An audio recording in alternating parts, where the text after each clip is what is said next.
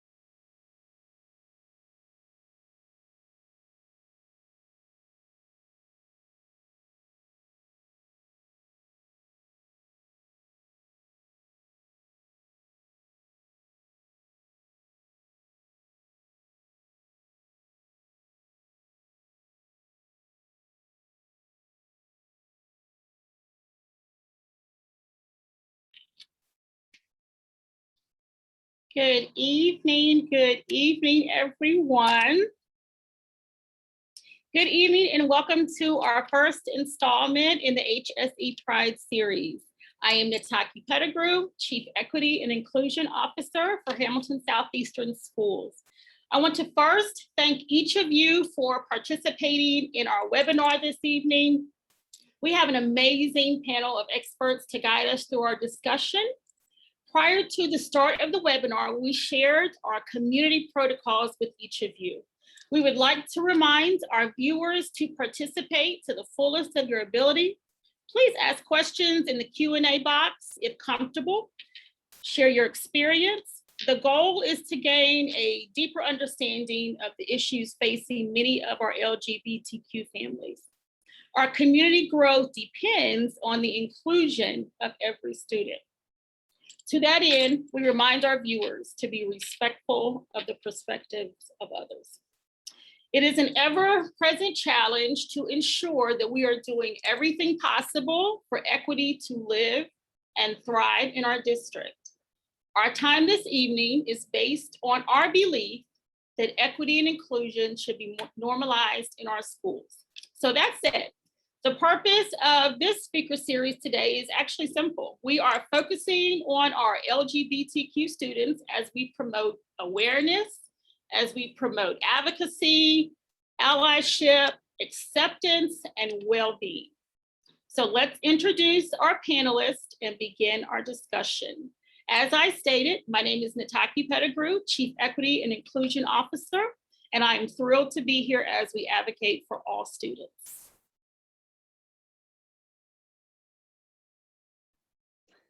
Been doing Zoom for a year and forgot to unmute myself. I'm Joyanne Boudreau. I'm a teacher librarian at HIJH. And part of the many reasons I'm here is as an equity coach and also as one of the GSA sponsors in the district. Hi, everyone. My name is Morgan Donatelli-Bow. I wear kind of a lot of hats in my day-to-day, but what I do is I am a regional coalition coordinator for the Indiana Trafficking Victims Assistance Program of Indiana Youth Services Association, which is a very long title for a person to hold. But I work a lot on education around human trafficking throughout the state of Indiana. And why I'm here this evening is because I've had the opportunity over the last couple of years to co-found and co-chair the LGBTQ+ working group that sits on the statewide anti-trafficking task force, addressing the intersection of things like sexual exploitation and human trafficking in the LGBTQ+ community. So there's a lot of conversation around the LGBTQ+ community and a lot of opportunity to talk about awareness and advocacy and the need for these conversations.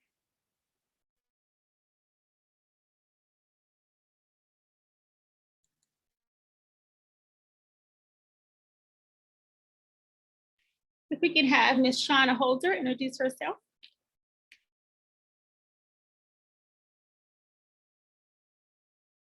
And like Joyanne said, a year on Zoom and I still forget to unmute. So there's Shauna, as everyone is familiar, parent in the district, proud advocate for all students, and very excited to be here. Thank you very much for having me this evening.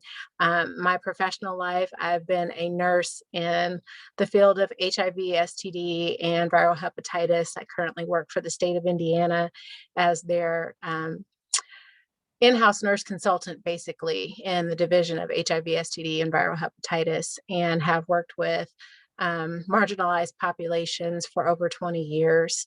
And am currently on the board of a couple of organizations that specifically work with marginalized populations, specifically to increase their access to healthcare and other services in the community.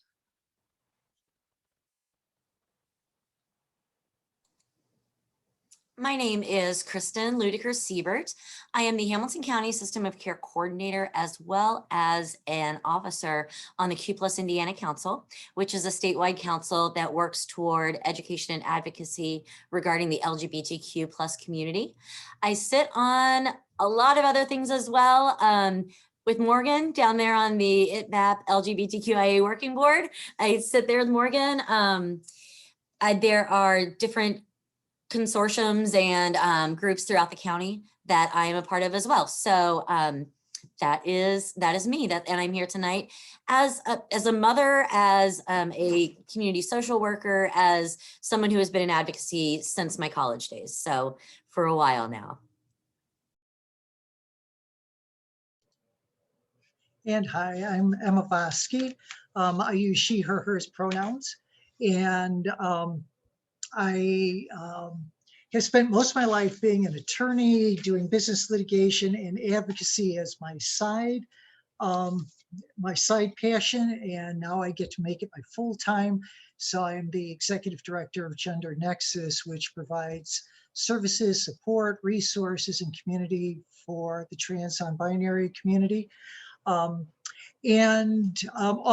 we partner with Riley's Children's Hospital and their gender health clinic. And the reason I'm here tonight is the same reason that I do this work for Gender Nexus. I remember what it's like. I remember painfully and distinctly what it's like to feel different and alone.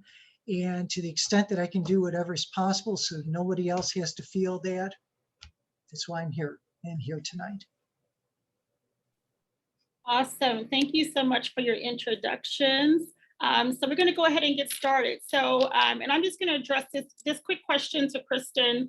So as we prepare to discuss how to support students, can you just share what each of the letters mean, just so that all of our viewers understand what we are talking about? Absolutely. And it's very important to have a common language so that we're all speaking the same language tonight.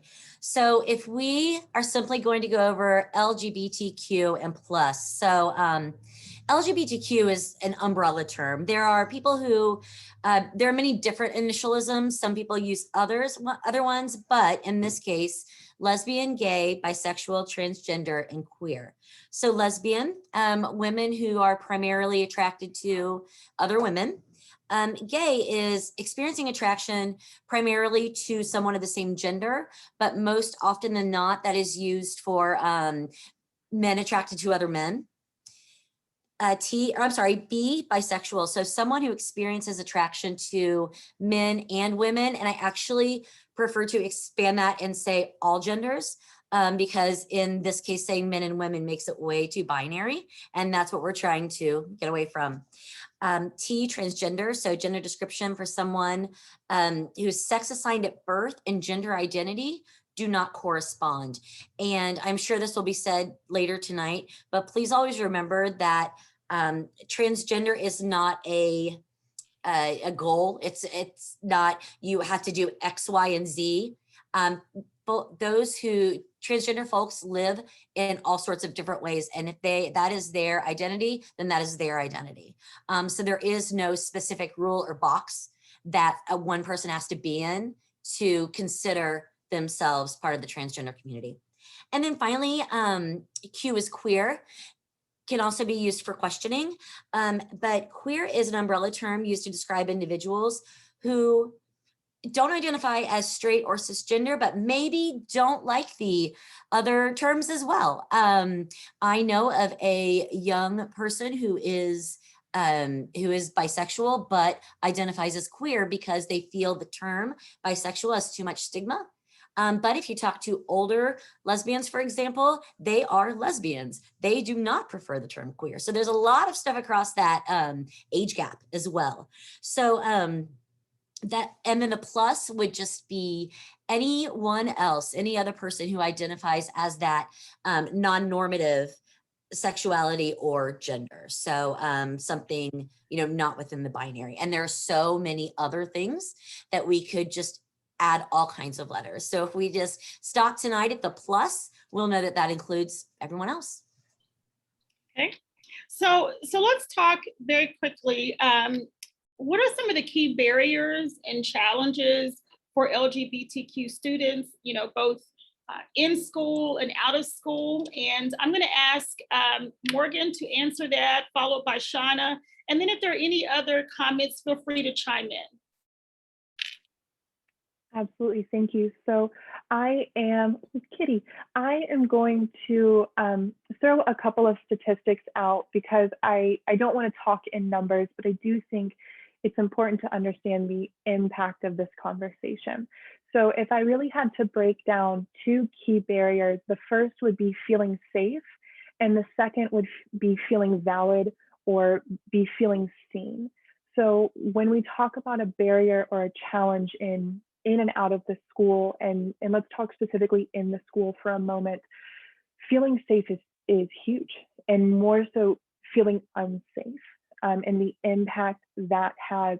A 2015 report found of the students that they surveyed, 58% of students who identified as LGBT plus felt unsafe at school due to their sexual orientation. The same study found that over 25%, closer to 27% of students had been physically harassed at school because of their sexual orientation. Another study found, so a completely different data set, found when it came to bullying, 34% of the LGBTQ plus students who were surveyed experienced bullying on school grounds, and 28% experienced cyberbullying. Those are things that they are taking in, and that's information that they are taking in about their surroundings, about their peers, about their classrooms. In the classroom, and especially when we've spent the last year in and out of virtual learning, cyberbullying as well. And so if you have children that do not feel safe, whether that's at home or in the classroom, that's absolutely going to impact their ability to feel they can be their authentic selves. And I know, speaking from personal experience, the lack of feeling safe and feeling valid, or feeling like I can be seen as quote unquote normal, really what is normal, as a child, kept me from being authentically myself until I was in my 20s. And so that's a very tough way to live, is feeling hidden and feeling like you can't be your authentic self. And that has a huge impact on kids' physical well-being, on their mental and emotional well-being. And I know we'll get into that a little bit more later on, but if I had to kind of break it down to two things, barriers and challenges: feeling safe and feeling valid as who they are.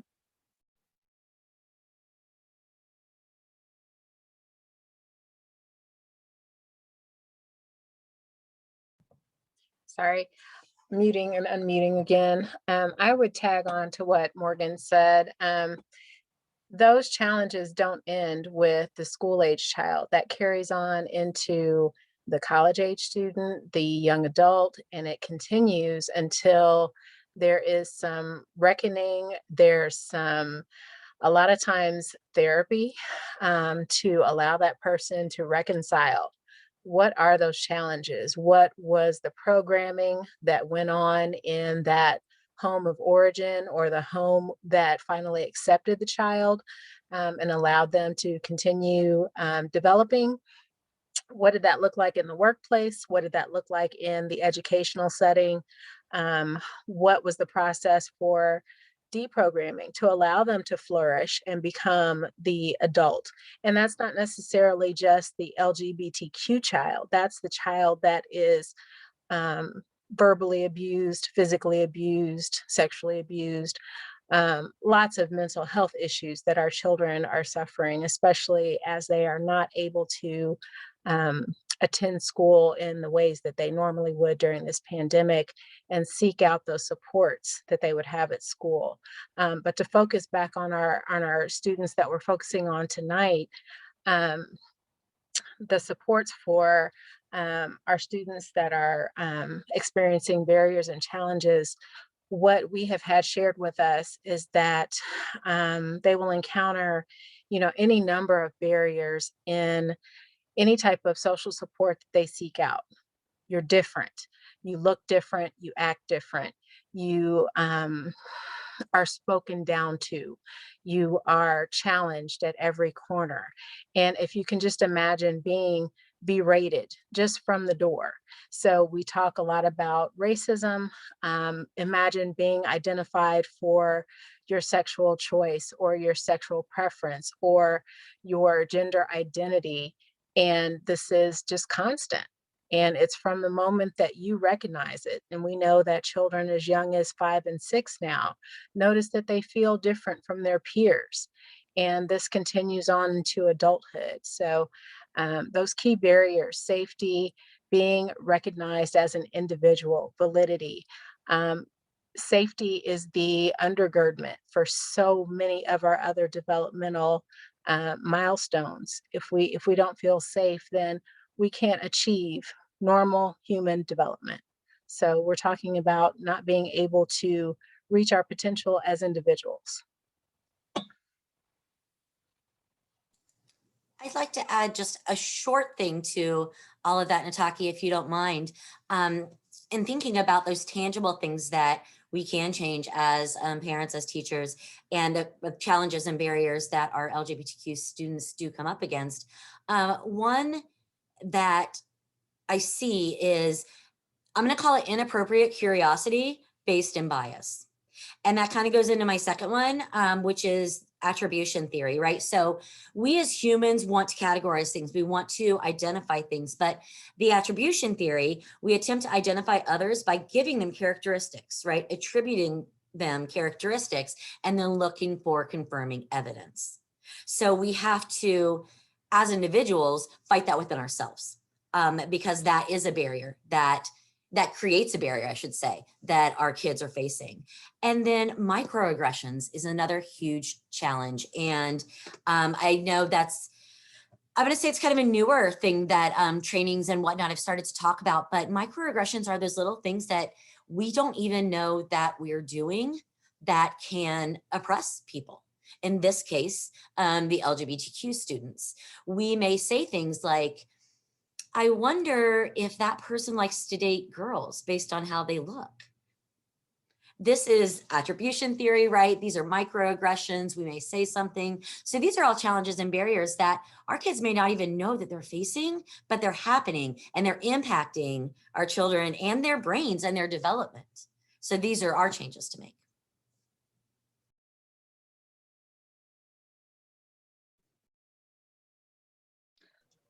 So And- oh, I'm sorry, Emma, did you want to go? I was just going to say, and just a few more items to mention, bullying and harassment is already both inside and out of school, but rejection by families or families who are caring and yet buy into a narrative that they should feel ashamed in front of some portion of their family or community, homelessness, and at times just still, and I'm just talking about basic care, being able to get affirming care just with your family practitioner who just accepts you for who you are. And I'll stop, Joanne. Oh, no, you're fine. So one concern, kind of going back to vocabulary, because I know that's a big one.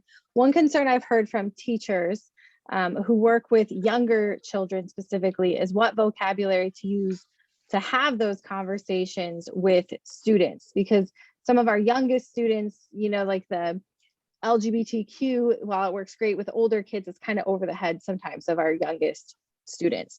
So what vocabulary or approaches do you suggest with younger children, and how can adults work to learn more about vocabulary themselves?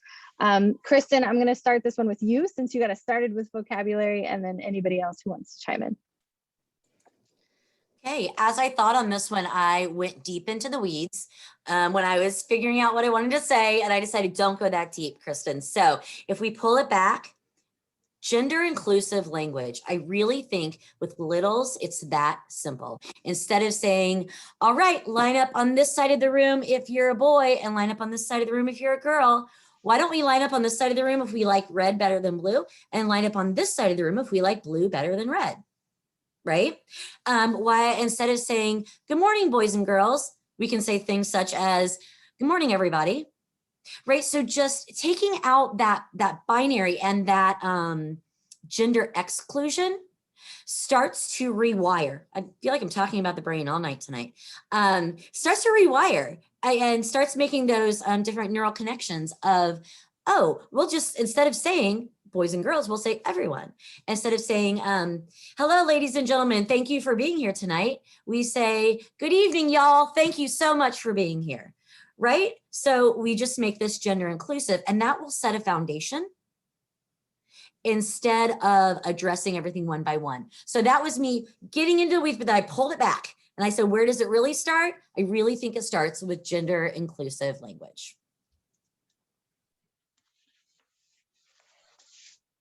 In the interest of making sure we're all on the same page as well when it comes to vocabulary, I think there are probably a couple terms that we've been using this evening that maybe not everyone is fully aware of. So as it trickles down to how do we have these conversations with our little humans, with our youth that we serve, how does that language impact us as well? And one of the things that I know we've used is gender identity and sexual orientation. So I would love to just, if you all don't mind, real quick, just kind of give a little foundation information here.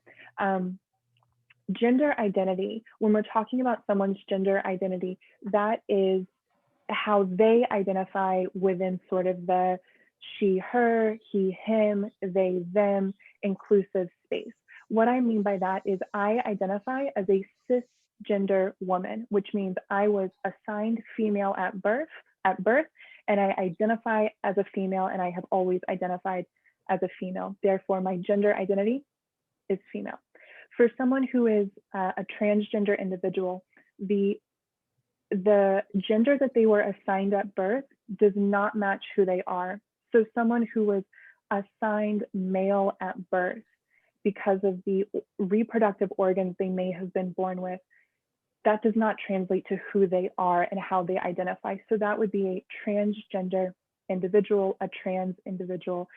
There's a lot of conversation around gender identity and this idea of people needing to be put in a box, male or female, masculine or feminine. And that binary in itself is exclusive. That is not an inclusive space, because individuals who identify as intersex, people who are born with ambiguous genitalia, people who are born with additional chromosomes have always existed, but they've almost exclusively been removed from the conversation.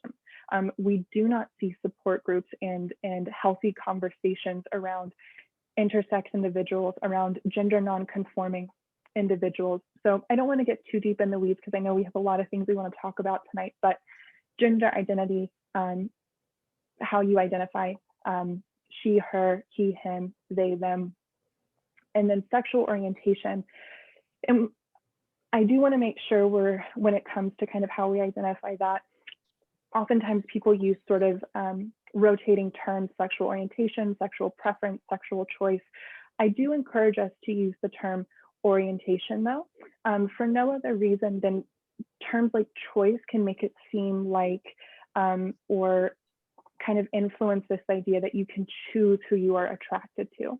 If that theory worked, then heteronormative TV shows and media representation would essentially course correct LGBTQ+ youth as they take in TV shows and movies and literature about if everything that's representative is heteronormative relationships, LGBTQ+ people essentially wouldn't exist, because literature and TV shows and movies cannot influence someone's orientation, who they are attracted to. So orientation solely means that's that lesbian, gay, bisexual, queer. So identifying heterosexual, someone who is attracted to someone of the opposite sex. They are essentially a heterosexual orientation versus an LGBTQ+. So lesbian, gay, bisexual orientation. So that's what we mean when we talk about sexual orientation versus gender identity. Awesome. So Emma, can you talk to us? What do you think an affirming space looks like for students? When you think about students that come in day to day, and even virtual, what does that mean? What does that look like for them?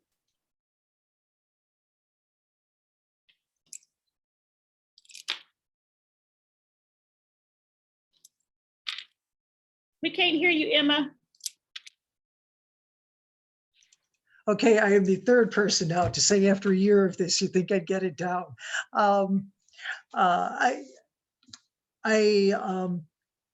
First thing it made me think of in terms of the question was what Kristen was just talking about in terms of vocabulary.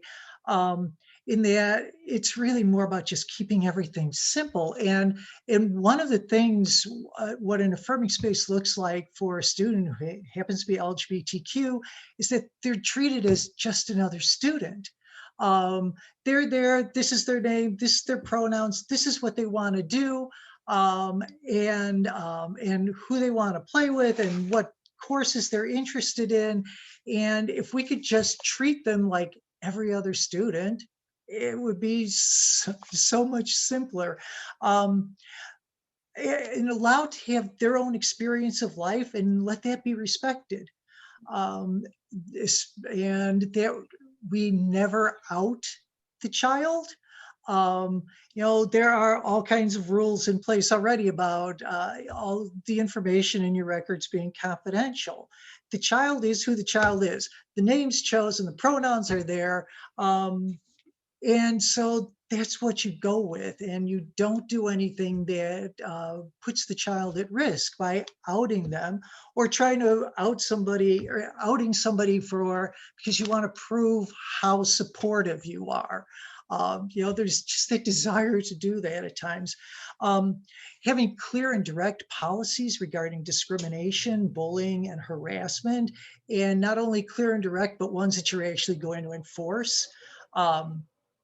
You know, it's in some ways the same thing that I say to employers, which that makes it kind of strange, is that I say to employers, you have your employees back. To teachers and principals and staff, I say, you have your students back. That is your job.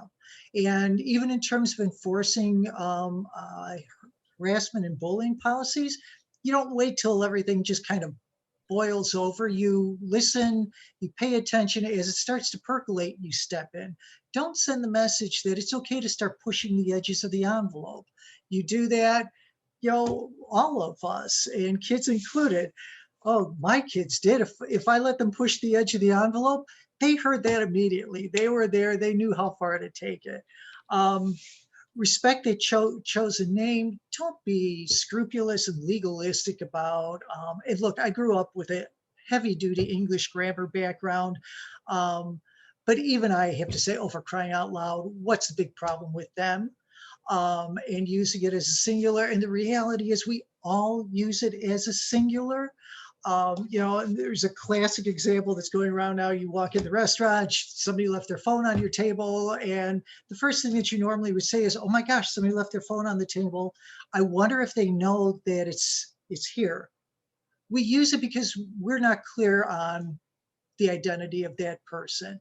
So we use them all the time. You know, I'll leave it there for the moment. That was a great response. Does anyone else want to add to that? In regards to affirming spaces, I do like this question. So I did want to just add a couple of things. So one thing that our LGBTQ kids will truly appreciate is when they see themselves represented in something. So I don't know, we're on Zoom and there's a light, but my button says hello. My pronouns are she, her. I didn't say anything out loud. This just said the world to LGBTQ kids. My planner, also just because I like stickers, look, there's my rainbow and there's my unicorn and here's some more rainbows, right? So anything such as this, your email signature, do you have your pronouns in your email signature? All these little things say to kids, they get me. I can go to this person. They are safe. They understand. And if someone would have no idea why I'm wearing this button, then they wouldn't need to know anyway, right? It doesn't affect their life. So just small things like that, nonverbal things, I think create affirming spaces as well. Awesome. Likewise, Kristen, I have lots of apparel that has rainbows, ally, you know, all kinds of things. And I get a lot of questions from my peer group that says, you know, has something changed? Has something is there something you need to tell us? Is there, and it's like, guys, come on, I've been doing this for a long time.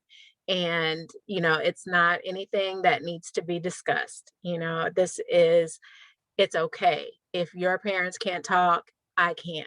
And my kid, he's still very young. He doesn't get all of the in and out. He doesn't even want to talk about body smells yet. But, he knows that I want to be that mom that everyone can talk to and that, gets it. And my office is absolutely covered in rainbows, but I absolutely have the pronoun pin and everything, because there's just too many times that I've been in the office and someone breaks down because I'm the first one that, gave them an audience that understood, that listened to them, that didn't cringe when they needed a hug or, something like that.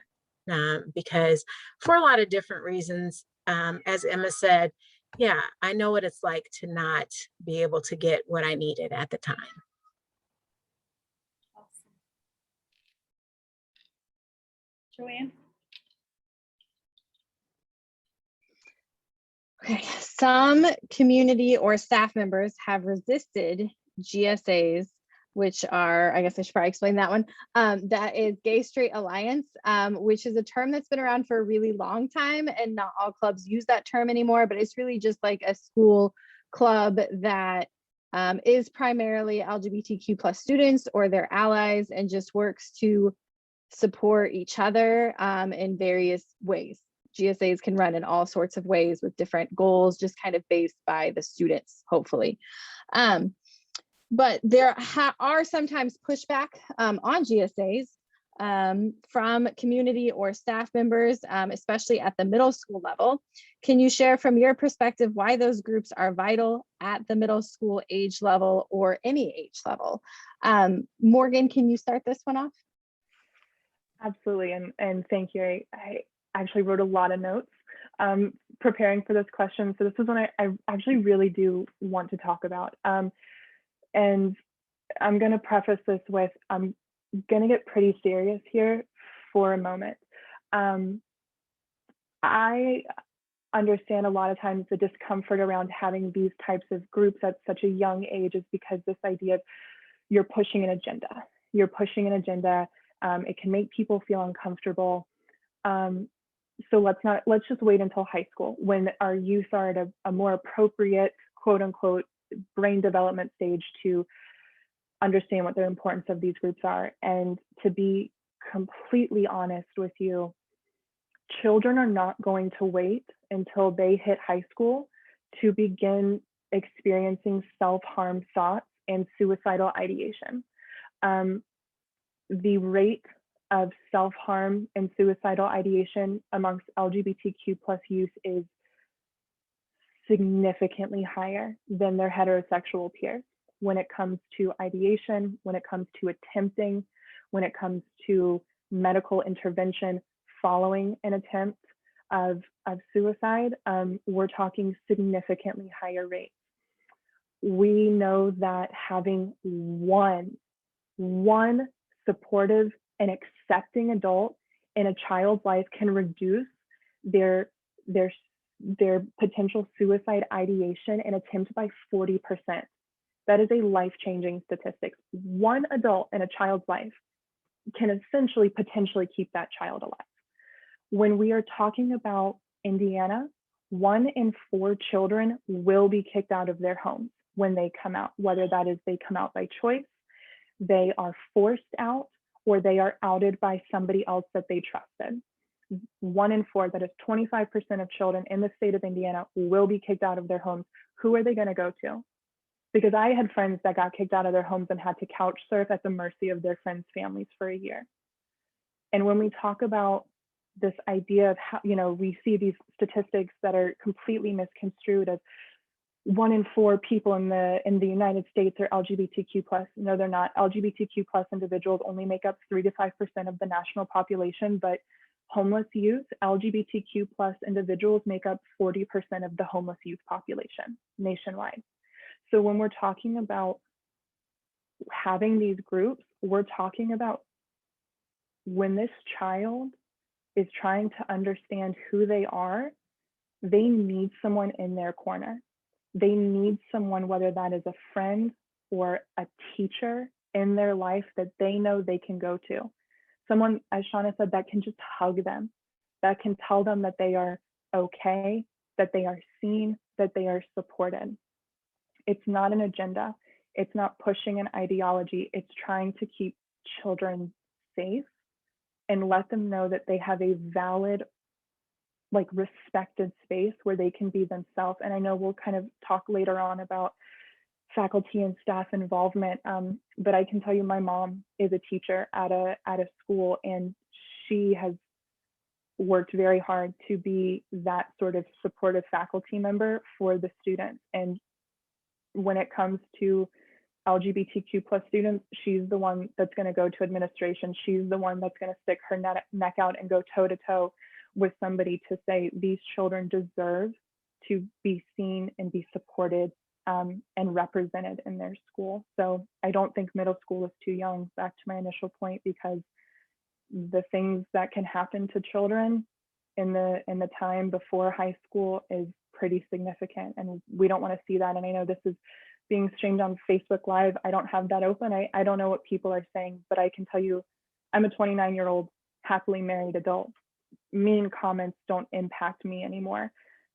But if children are watching this, they see what you're saying. They see this and they're going to hold on to that for years. So that's sort of my kind of podium moment. You know, I apologize, but I think this is a really important question for that reason, because it has a long-lasting impact on the kids that we're talking about. I think just to piggyback on that, Morgan is precisely right. Kids don't wait. They want information, they want it now. And if they don't get it from you, they will get it from one of their many devices, and they'll get the wrong information. As the former, I was an administrator by accident in a school setting, and seventh grade, well, my students, fifth, sixth, seventh grade, that's when they're questioning, that's when they're exploring. Data will tell you that students as young as fourth grade have sometimes already experimented with anal sex. And so we're already too late.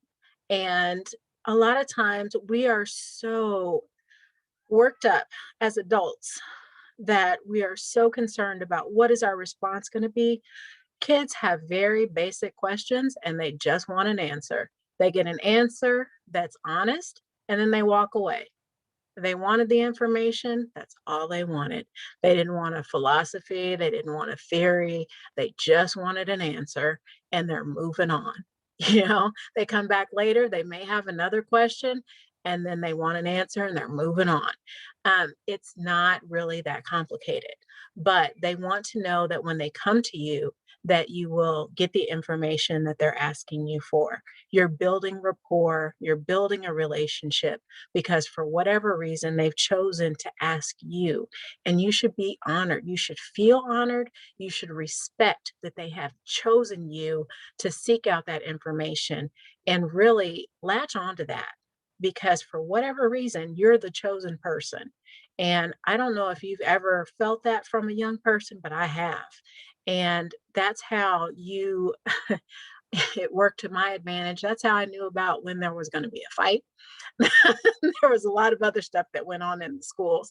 But it's just about sharing that information when it's timely for them. And there's so many times that it's just a matter of, does anyone care? You know? And again, as Morgan said, the statistics are too grim. I don't know how many times this year, actually, I do know. I think there are 4 notifications that we've had in my K through 4 school for my student this year, unexpected deaths. And I don't know the source of those deaths, but we're in a K through 4 situation. It's too grim. We don't have the luxury of sticking our head in the sand. So when a student comes to you with a concern, give them the information. I have a couple more pieces of data. Like Morgan, I really looked into this one and I was like, okay, this one's really important. So, so the first, I want to preface a lot of this with saying, I cannot convince anyone out there to treat people with human dignity. I can't. If that is the problem, I can't help you, and I hope you find it somewhere. But I'm going to give you a couple numbers here. So this is according to the Canadian Institute of Health. 98% of LGBTQ youth said that a safe space would be valuable for them. 98%. So that is nearly all. And it wasn't even, the safe space wasn't even defined. Is that a social media group? Is that a GSA? Is that a group with a teacher? What 98% say something would make them feel more, or would be valuable for them. GSAs reduce suicidal ideation for a school overall. So if there's a school that has a GSA, will reduce suicidal ideation for the entire school by 50%. That's not just LGBTQ students, that is every student in your school. It decreases for heterosexual males, assigned male at birth, 50%. It decreases their suicidal ideation. Gay and bi boys, 70%. And lesbian and bi girls, it decreases suicidal ideation by 2/3. And the reports of discrimination in schools that have GSAs drop half. So drop by 50%, simply because that space exists, whether they use it, whether they don't. Because that space exists, it makes children feel that much safer. And when we brought up this question, I told Joyanne, I'm glad this is a question. I have a middle schooler. I am constantly surrounded by middle schoolers, and they know so many things that we've got to intervene if we want them to learn correctly. I believe Sean is the one that said they want to know they're going to find out. I would rather have my son, his friends, every kid in this neighborhood come to me and say, what does this mean? As opposed to looking up, what is gay on Google? Because you never know what they're going to come across, and it's not going to be as safe as what we as caring adults will teach them. Awesome. So quick question. So how do we create upstanders? Not just in the classroom, but in the community. How do we create upstanders? I'm going to call on Emma to kind of share your thoughts on how we create upstanders.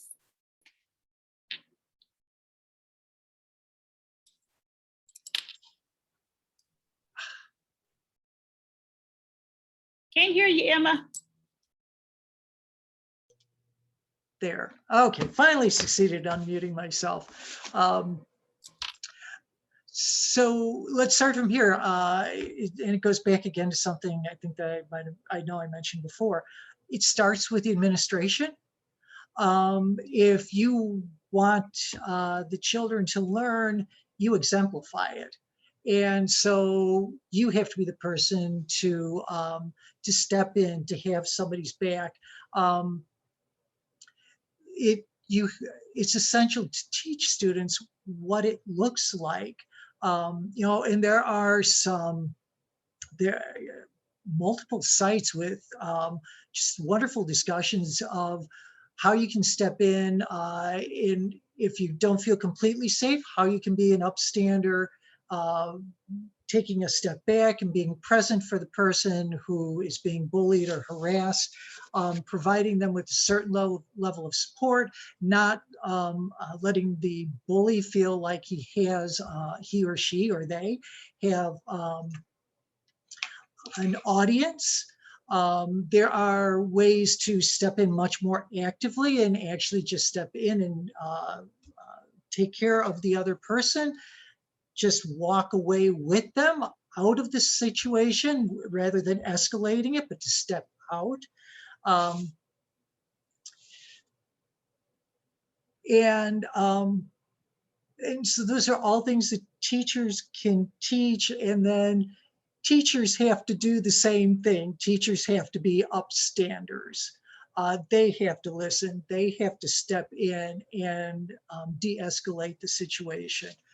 They need to address why somebody might feel this need to be aggressive with another person, to pick on some difference, because we all have differences, and why they're honing in on a difference in order to harm somebody and what that's about for them. So I'll stop there for the moment. Awesome. Go ahead, Morgan. So yeah, I think Anna's talking about some really important points, and what does that really look like, and absolutely, you know, making sure that if someone has decided to take kind of a bully attitude, not allowing for that, not giving that youth an audience. But in addition to that, I think that also looks like holding yourself accountable and holding your classroom accountable for the language that's being used. A study that I was talking about earlier from 2015 found that 85% of students still heard gay being used in a negative way in the school. I can tell you that, and it's, you know, a lot of conversations around vocabulary and what's too young. Children just parrot information. What I mean by that is, this was something I was unaware of, but apparently the first time I heard racist ideology and a point where I could mirror it, I was in preschool. I wasn't even in pre-K. I was 3 years old. And I heard something at my preschool that apparently a teacher did not intervene.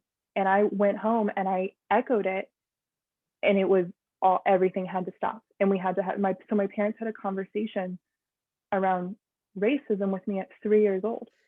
These are kids that are parroting information. If you have a child coming to school using homophobic language, that's not necessarily their ideology and their belief. They're echoing. The first time I heard homophobic language, I was in elementary school, and not a single teacher stepped in. And that was something that stayed with me for years. That was the first time, to my recollection, I heard a slur used, a homophobic slur used. And I kept that with me, and I held that with me for years. So making sure that part of being an upstander is addressing the language that's being used and confronting it head on. We can't be silent upstanders. We have to be vocal upstanders. And if we hear, you know, students will parrot the language they heard used in the classroom. If you're using gender inclusive language, they will use gender inclusive language. If you put a stop to slurs being used, they won't use them because they know that's not acceptable. So even from a very young elementary age, there are things that we can be doing just in the way that we use language and harmful language, and making sure we're not including that and not allowing that because we think, well, they're so young, they don't know what it means. That's the problem. They don't know what it means. So let's intervene from a young age so that way they don't echo that, they don't repeat that as they grow. Great point. Great point. Joanne, did you have a question? Yes. So we've talked about this a little bit with like pins and pronouns, but I still think this question is really worth diving into a little deeper, because I know that some of my students just feel invisible sometimes. So what are steps that any and every staff member can take to help students feel seen? Specifically our LGBTQ plus students. Shauna, can you start this one? You know, when I was directly involved in schools, I just made a real effort to acknowledge all my students. And if there were students that particularly were shy or kind of faded into the background, not to make them uncomfortable, but I tried to go a little further and really establish something that was special to them. So I think we've all seen videos now where there's special handshakes that teachers will have with each student, or they try to establish a particular way to bond individually with each student so that they know that I'm recognizing you as an individual.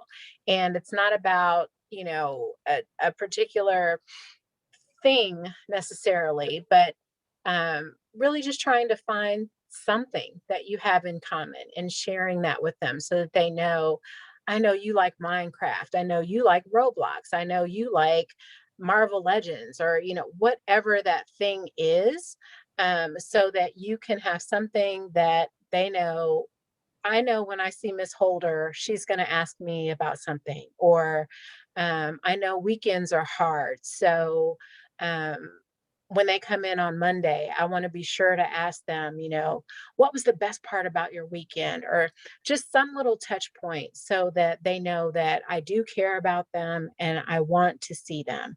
And I think that's something that's even carried over into my office, especially for coworkers that I have a hard time with. I try to find something that I can have that touch point and say, there's something about this person. I need to have a touch point. And I mean, that carries over into all of our human relations. We can all try to have something so that we can relate to someone.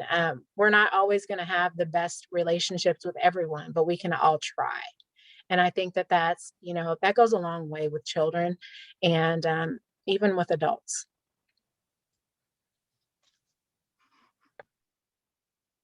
Anyone else want to comment on that one?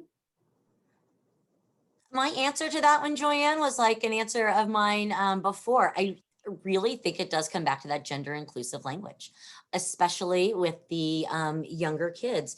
And I think any teacher, any assistant at the school can work on this. Anybody can change that language, and it's not really asking a lot. Like I said, instead of boys and girls, say, hey, y'all.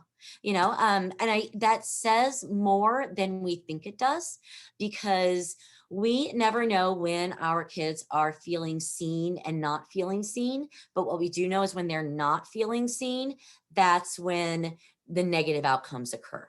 So even if there are super small things we can do, such as line up by your favorite color instead of the sex assigned to you at birth, then that's something that we can do to make things that much easier on our kids. Absolutely. Absolutely. So I know we have a few more minutes. And so I do want to ask this one question, because I know we talk a lot about social emotional learning and equity. And so just a quick question, anyone can answer this. How does LGBTQ advocacy and allyship and awareness, how does that overlap with social emotional learning and equity? Any thoughts on that?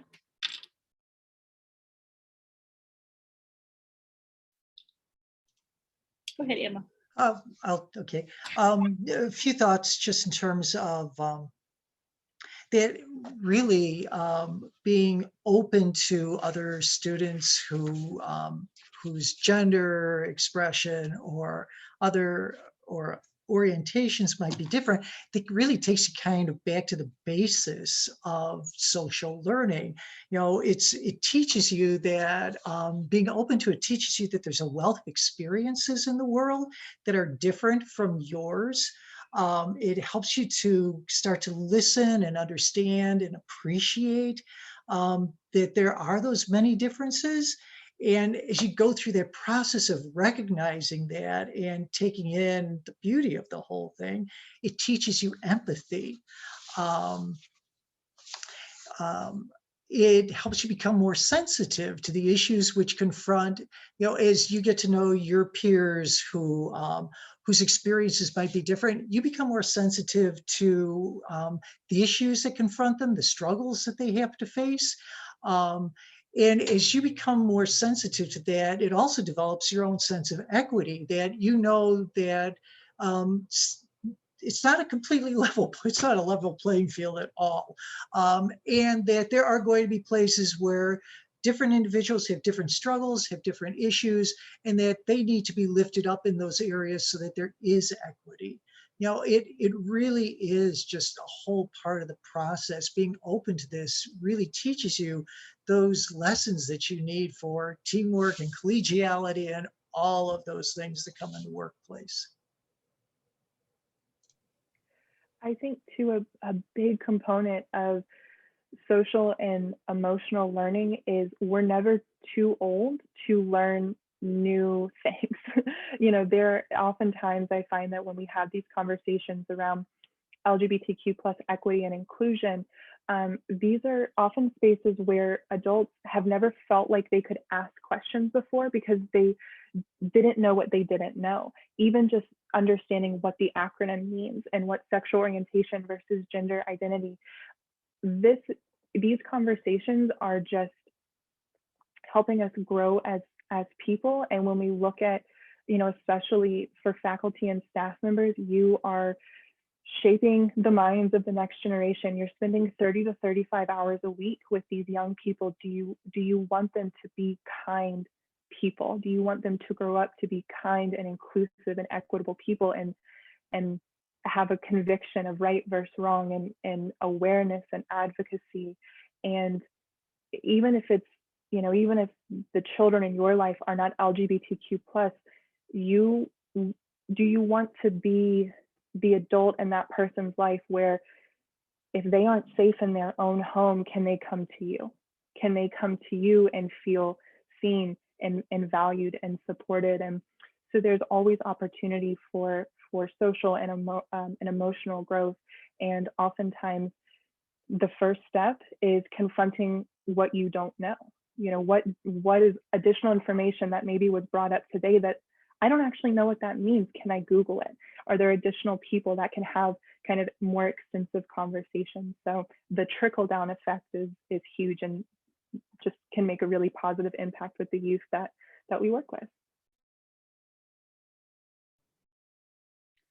I know an important part of supporting our LGBTQ+ youth is also sometimes getting them or their families connected with the right resources.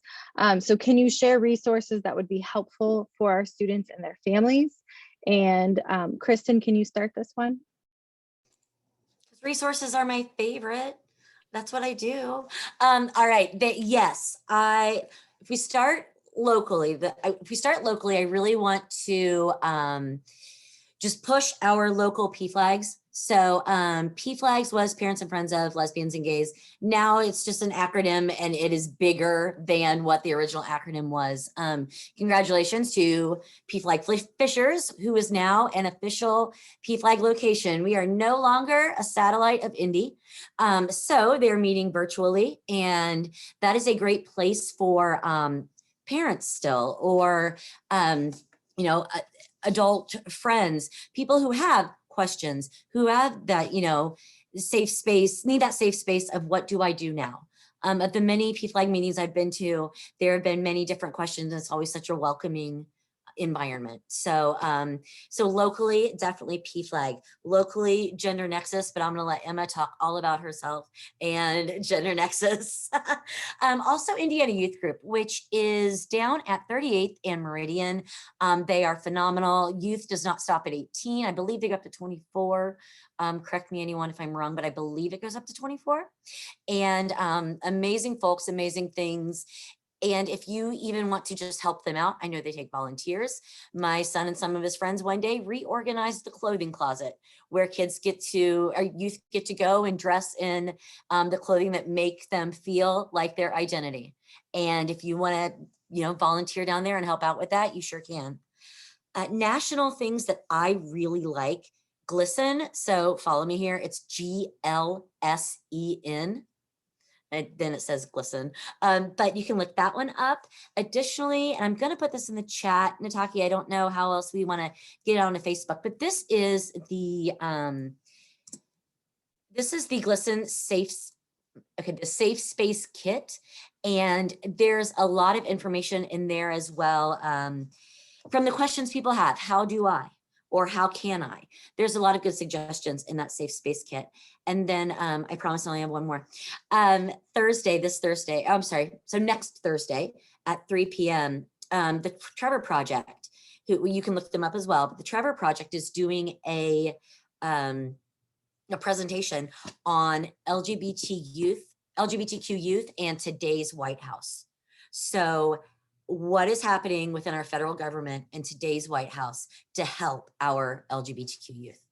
So those are just a couple of things. I'm sure I have a million more, but those are a few that I have. Awesome, awesome. So this was phenomenal. I just want to say thank you. It's It's great to be able to share this space with each of you and to talk through how we can be better supports for our students and for our families. And so I just want to thank you for all of your expertise that you've offered this evening. And I always want to inform parents and community members that you can always reach out to your child's principal or to the teachers, the equity coaches, or the GSA club sponsor for additional support. Before we conclude our time this evening, I want to bring in one of our principals. And so I'm going to bring him in here. And this is Mr. Jason Urban. And he is the principal at Fishers High School. There he is. How you doing, Mr. Urban? I'm feeling great.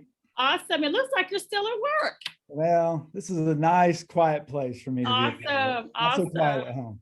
Thank you so much for joining us. So I just have a quick question, and then we're going to conclude this evening. So if you could talk just briefly to our viewers about why you believe it's important to have an inclusive space at Fishers High School, and then what resources are available for LGBTQ students at Fishers High School. Yeah, so appreciate the opportunity. Thank you for everyone who's engaging in this important conversation.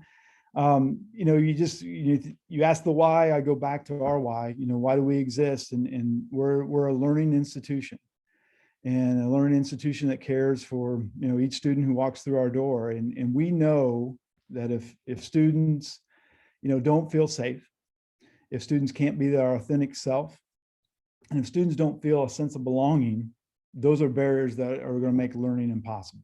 And so that's our goal, is to remove those barriers.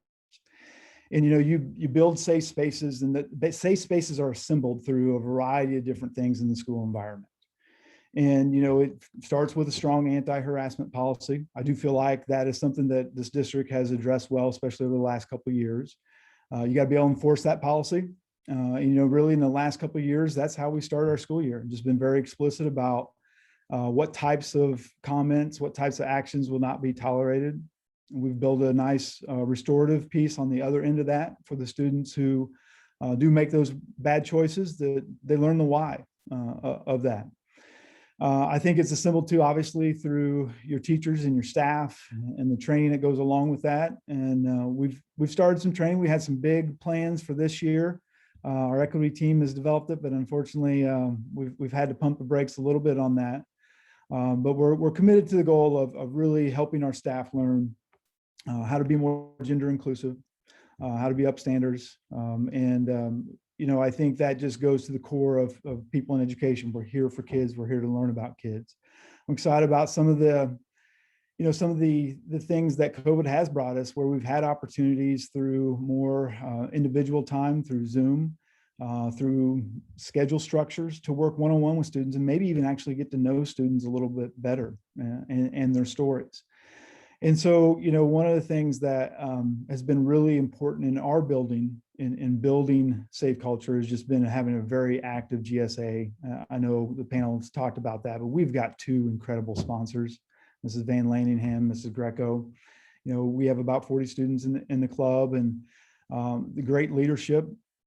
I think it's assembled through, you know, giving students a voice in school culture, and our students have pushed us. You know, they pushed me last week with prom and saying, hey, you know, this form is not gender inclusive. And they were right. And we had to change things. But I'm glad that, you know, over time, through spaces, students have felt empowered enough to speak up and help us grow. You know, the guidance department is such a big player in building those spaces, because that's kind of your, you know, parents and students, their first contact with the school. And so making sure that they know they're trained and can respond and are supportive. They came up with a great project this year in conjunction with developing maps for our students who may desire to use a restroom that's not their birth gender, and where are those restrooms located. And you just say a hallway. This is a big school, students don't know. And so they built these maps, and every counselor has a map now to do that. And so all those things are assembled, you know, just through a commitment to remove these barriers to learning, to help students connect to the school, and really try to get each student to try to learn each student's story at a very personal level. And I'll tell you, the way we've learned, my years here, I've been here a little while, our greatest learning has come from parents and students who partner with the school, who try to learn a little bit about our school environment, but also let us learn about their student. And then through that process, so that partnership, that's really how we've, I think, grown and hope to continue to grow as a more inclusive environment for our students.